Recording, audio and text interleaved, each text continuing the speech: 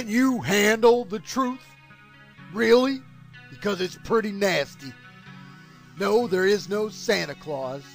The Easter Bunny and the Tooth Fairy aren't real either. And the government isn't going to help you. In fact, they're not your friend. And they're taking more and more from you each and every day. If you're thinking of voting for Obama, Hillary, or McCain, you might want to go ahead and get your list for Santa Claus ready. Because you just don't understand what's going on in this country. And I'm sorry to tell you, but you're a fucking fool. I'm not trying to insult you, but it's time you wake up to reality. These three candidates represent corporations, not the American people. The truth is, you, the average American, is a slave, just like the rest of the third world. They just changed the name to worker so you wouldn't be offended. In fact, most of the citizens of the third world have a leg up on you.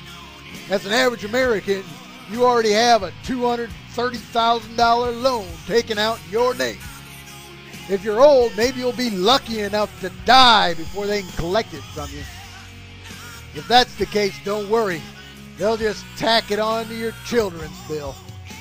But the reality is, the United States is the world's largest debtor nation. We have $10 trillion national debt and another $60 trillion in unfunded liabilities. Promises the politicians have made on your behalf with a smile on their face. If you think global warming is a problem, which most Americans do, I bet you can't wait for the next Easter egg hunt.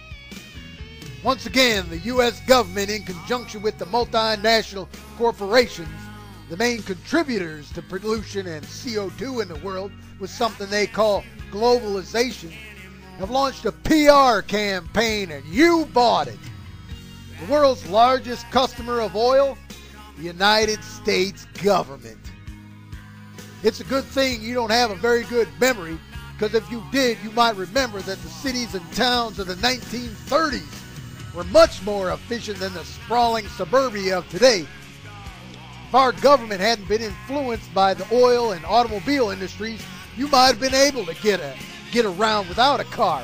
But the fact is, they have a lot to do with where you are today. But instead of taking the blame, they can happily create a new problem to put in front of you so you don't have to think too hard. Let's move on to your personal finances. This one isn't going to be solved by putting your tooth under your pillow. And I bet you've been feeling the heat. And I'm not talking about your groceries or your gas bill. I'm talking about your sinking net worth. 60% of the average American's net worth is wrapped up in the equity of their home. But with the subprime crisis, your home has lost 15% of its value. And it's not stopping there. Yep, that's your money just going bye-bye. And who can you blame for that other than your own ignorance? Well, you won't hear it on the news.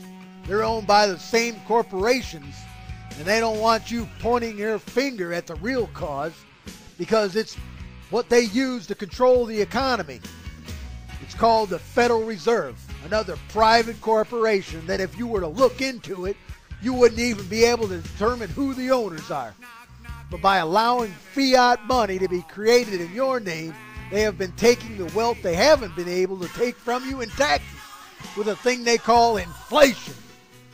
And it's going to get worse because those people on TV, well, they haven't been telling you the truth. Now let's talk about defending freedom. How can you be defending freedom when you're a slave? I mean, worker. Yep, that's right. Once again, you've been fooled. Our military isn't defending our country's sovereignty or a constitution. It's enforcing multinational corporations' ability to keep the rest of the world in slavery. Oops, I mean working. Well, actually, on this one, they call it free trade, just so you think it's good. They wouldn't want you getting confused. The main thing is they get whatever resources they may need to keep the system running and them fat and happy. Now, while you're worried about abortion, terrorists, same-sex marriages, UFOs, who won the Super Bowl, and a slew of other topics I'm sure you'd recognize as soon as I said them, they continue to take everything of value that people in this country have amassed over the last 200 years. Soon you will have nothing, because once you have nothing, you'll be just like a robot. And if you want to eat, you'll do what they say, or they'll just turn you off. Remember that guy from history that said, "Give me liberty or give me death"? That's pretty much the choice. And apparently, liberty's a real long shot, unless you get your head out of your ass.